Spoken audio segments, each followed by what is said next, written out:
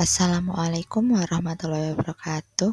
Di sini saya akan memulai presentasi untuk memenuhi tugas ulangan tengah semester Sistem Informasi Manajemen oleh saya, Amelia Nur Anggraini, NIM 2024121169 dengan judul Isu Sosial dan Etika dalam Sistem Informasi di Indonesia, Studi Kasus Face Recognition oleh KAI dan Perlindungan Data Pribadi.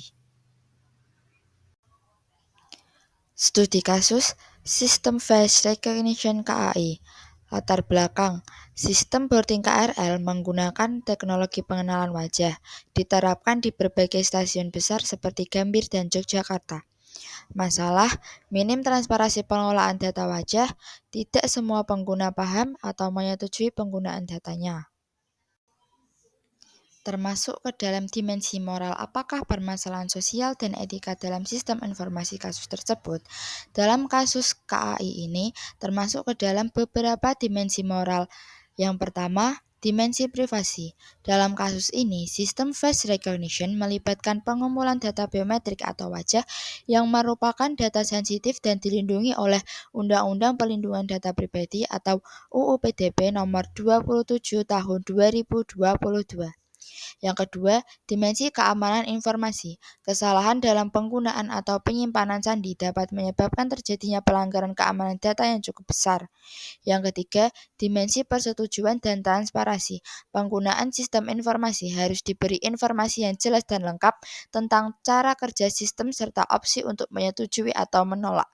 Yang keempat, dimensi keadilan sosial dan akses. Sistem informasi tidak boleh menciptakan ketimpangan akses atau mendiskriminasi kelompok tertentu. Sedangkan dalam kasus tersebut adanya potensi diskriminasi terhadap orang yang tidak memiliki smartphone atau lansia yang kurang melek teknologi dan penumpang non-face recognition diberi akses boarding yang terbatas. Apakah peraturan yang berlaku di Indonesia dapat melindungi hak-hak korban dari permasalahan isu sosial dan etika dalam sistem informasi tersebut? Indonesia memiliki peraturan perundang-undangan yang ditujukan untuk melindungi hak-hak korban dari permasalahan sosial dan etika dalam sistem informasi, terutama terkait data pribadi, privasi, keamanan informasi digital. Akan tetapi, penegakan masih lemah, masyarakat kurang paham hak-haknya, dan lembaga pengawas baru aktif setelah UU PDP disahkan. Berikut adalah perundang-undangan yang berlaku di Indonesia untuk melindungi hak-hak korban.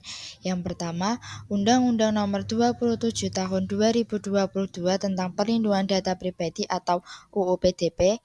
Yang kedua, Undang-Undang ITE UU Nomor 11 Tahun 2008 dan UU Nomor 19 Tahun 2016. Yang ketiga, Peraturan Pemerintah Nomor 71 Tahun 2019 tentang Penyelenggaraan Sistem dan Transaksi Elektronik atau PPPSTE. Langkah preventif untuk masa depan yang pertama, mendukung perlindungan hukum dan melaporkan pelanggaran. Yang kedua, belajar literasi digital dan etika teknologi. Yang ketiga, bijak dalam menggunakan media sosial dan teknologi, serta menggunakan sistem informasi secara etis. Kesimpulan dari presentasi tersebut adalah inovasi teknologi harus seimbang dengan perlindungan data.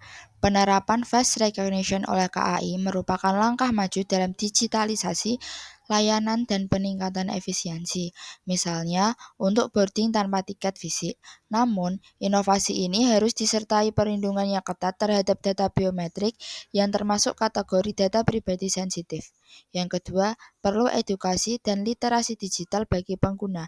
Banyak penumpang mungkin belum memahami sepenuhnya implikasi penyerahan data wajah mereka, dan KAI perlu memberi edukasi jelas dan menyediakan alternatif layanan bagi yang tidak ingin menggunakan face recognition.